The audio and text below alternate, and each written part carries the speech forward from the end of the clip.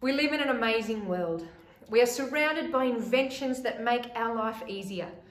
We have machines that do almost anything for us. We have everything from calculators which do maths for us to ventilators which breathe for us.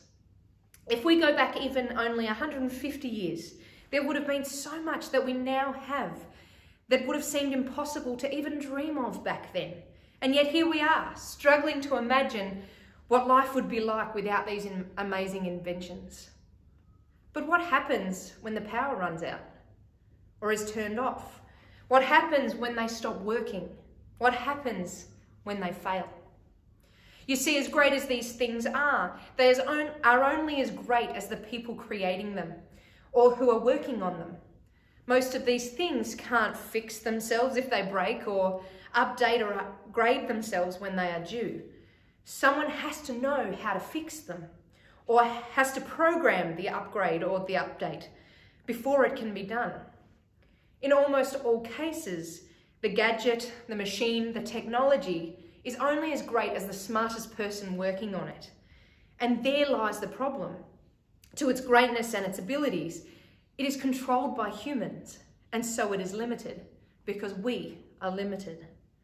Our knowledge, our power, our abilities are limited. However, there is one who is able to do all things, who is not limited in knowledge, in power or ability, and that is God. God is able to do all things. God is able to make something out of absolutely nothing. God is able to do immeasurably more than all we could ever dream of, because God is able to do the impossible. All through the scriptures, we have seen God do impossible things, like creating the universe out of nothing, parting the Red Sea, saving Daniel from the hungry lions, protecting Shadrach, Meshach, and Abednego from the fiery furnace, bringing people back from the dead, making a virgin pregnant, and creating a way to offer salvation to the whole world, just to name a few. If this had been all he had done, it should be enough to convince us of his mighty power and his sovereignty. But that isn't all he's done. From the beginning of time until now, God has been doing the impossible. He has been showing us that he is able and will continue to do that in the future. But sadly, even with all of these miracles to his name, so many don't believe in him. And many of us who may believe in who he is still struggle with believing that he is actually able to do anything. But why do we struggle? I'm sure that there are many reasons, but in my experience, 3 reasons stand out to me, and I will work through them together this morning. Number 1 is that ultimately we don't really know God very well. And so therefore our struggle is out of a lack of understanding about who he is. Secondly, our human experience has showed us that people let us down. And so we can't help but transfer that skepticism or mistrust onto God. And thirdly, when we don't get the response from God that we desire, we tell ourselves that he can't do it because it's better to us that way than to believe and accept that he didn't do it because it was not his will for us. So, like I said, the first point is that often we struggle because we don't really know who God is very well. On the one hand, some of us may not know him well because we may be new to the faith and our understanding of him is very new and very limited, and that's completely understandable. But for others, we may have believed in him for a long time, but that belief in him has never progressed, you might say, into a real knowledge of who he is. To know anyone, we need to talk to them, to find out about them, to invest time into learning about them. Meeting someone doesn't automatically mean that we know them. To truly know someone takes time and effort. When we first meet someone, they tell us about themselves and we generally believe what they have to say. We trust their word And then as time goes by, we get to know who they are through their actions, how they treat us, how they treat others. And from there, we make an assessment, if you want, of who they are. And it's a bit like that with God. As we get to know God, we will start to see what he is doing in our lives and in the lives of those around us. And our knowledge of him gets deeper. And we discover the truth of the words that God is able.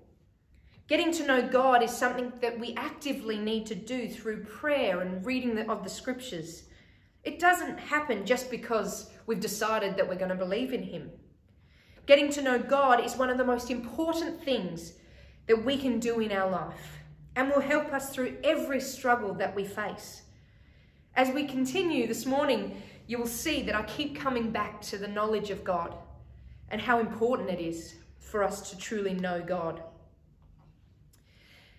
But the second reason that we struggle in understanding the whole concept that God is able is that our human experience tells us that people let us down. And we tend to place that skepticism onto God. In every walk of life, we will meet people that tell us that they will do something for us or that they can do something. And then they don't come through for whatever reason. They let us down. Often the reason can be understandable and stems from good intentions. But other times we are let down by someone whose intentions weren't good and they intended, in fact, to hurt us. But whatever the motive, this constant experience of being let down by people, in both the big and the small things, leads to a level of mistrust that people will not do what they say that they will do. Sadly, this mistrust is not only then placed on the people that have let us down, but upon everyone, including God. If people let us down in the small things, then how is anyone, including God, able to come through with the huge, seemingly impossible things? But it is here that we need to remember that we humans are exactly that. Humans. People who make mistakes, who are weak to temptation, who are subject to sin. Humans will let us down. But God isn't like us. He is not human, inclined to sin. He is the Almighty, all-powerful, all-knowing God who will not let us down. And while it is hard to move past our own earthly experiences, this is where it is crucial that we get to know God, because in getting to know him and seeing what he is doing in our lives, we learn to trust him more. And from there, we can experience his power and his ability in all its greatness. As I stated before, the scriptures are full of so many times where God has done amazing and impossible things. But one thing that all of these examples required was a true faith and trust in God.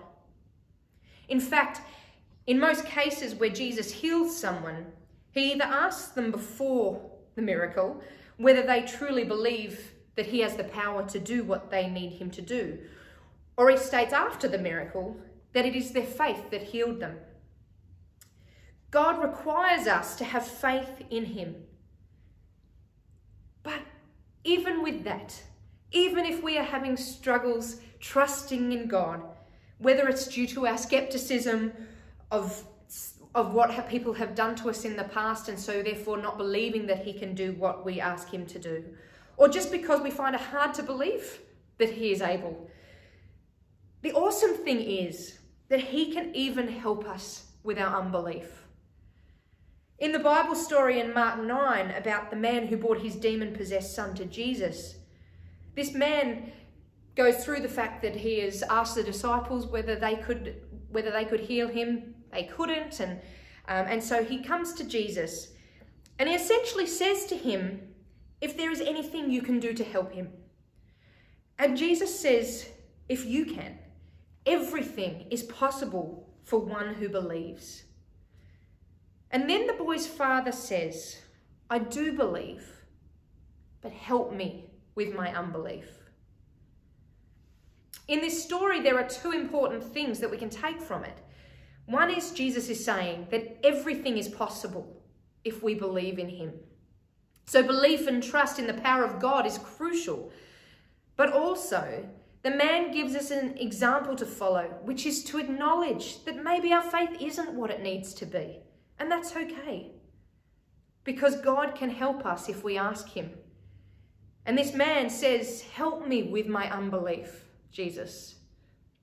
And if we ask him, he will help us. He can help us to move past our mistrust and into a place where we believe and trust in his abilities to do anything that we need of him.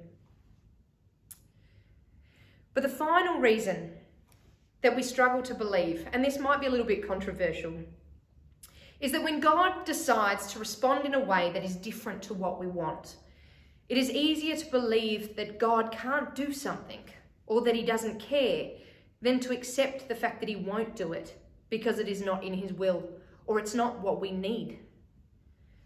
When we believe in God and put our trust in him, he doesn't from there become our personal genie, doing anything we ask. When we trust in God, we not only need to trust that he is able to do things, but that he has a plan for us and a plan for the world, and everything he does is working towards the fulfillment of this plan. A couple of weeks ago, one of my friends posted on Facebook that they had completed a puzzle, which isn't unusual. It seems like everyone's doing them at the moment. But it was a lovely puzzle with a beautiful picture on it. But interestingly, the picture on the puzzle and the picture on the box were very different. And she said that explained why it was so difficult, because essentially she was flying blind. And in some ways, this is a perfect illustration of how we all fit into the plan of God. Imagine that we are a piece of a puzzle. We each have a perfect position within that picture. But we don't know what our role is in this plan because we haven't got a view of the bigger picture or what the end product is going to be.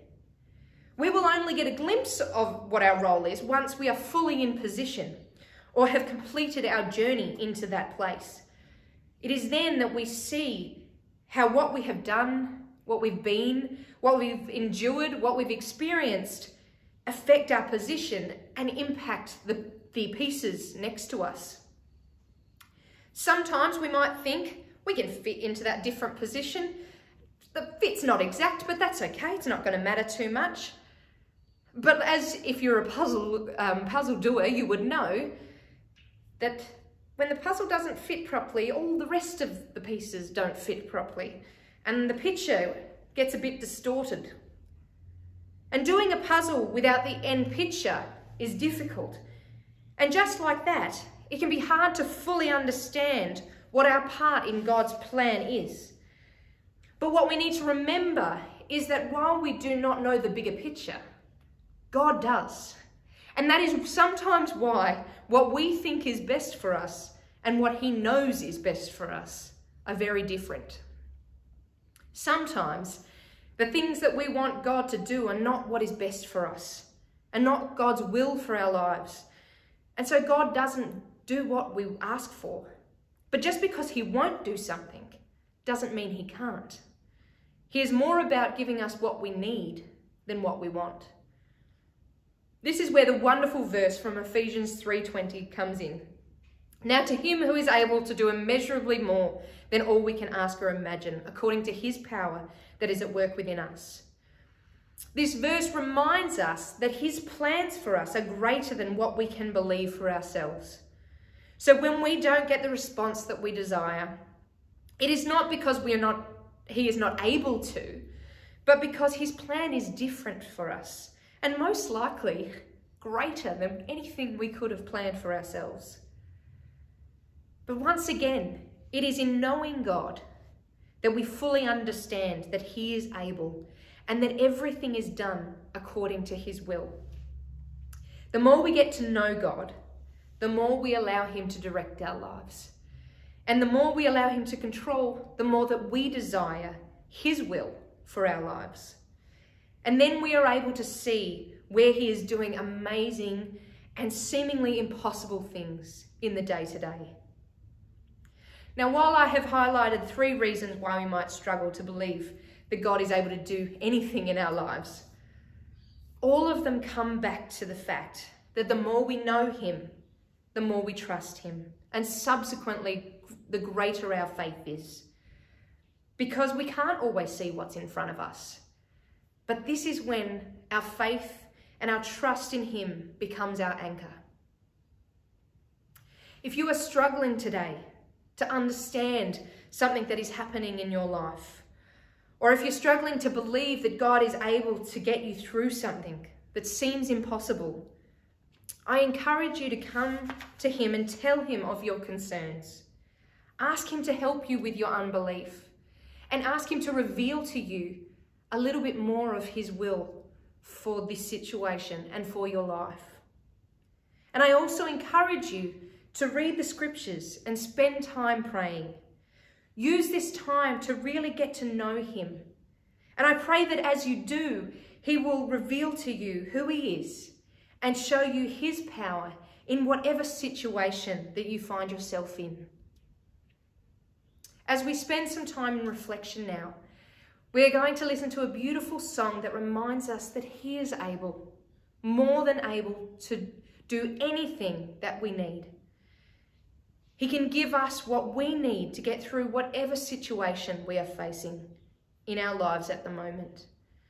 So as we sing this song, I encourage you to just let the words speak to you today. Let the words into your heart, and let God reassure you that he hears you. He hears your prayers, and he has everything in hand. And he is able to do immeasurably more than you can ask or imagine in your life and in the lives of those around you. So I just encourage you to just reflect right now as we sing these beautiful words.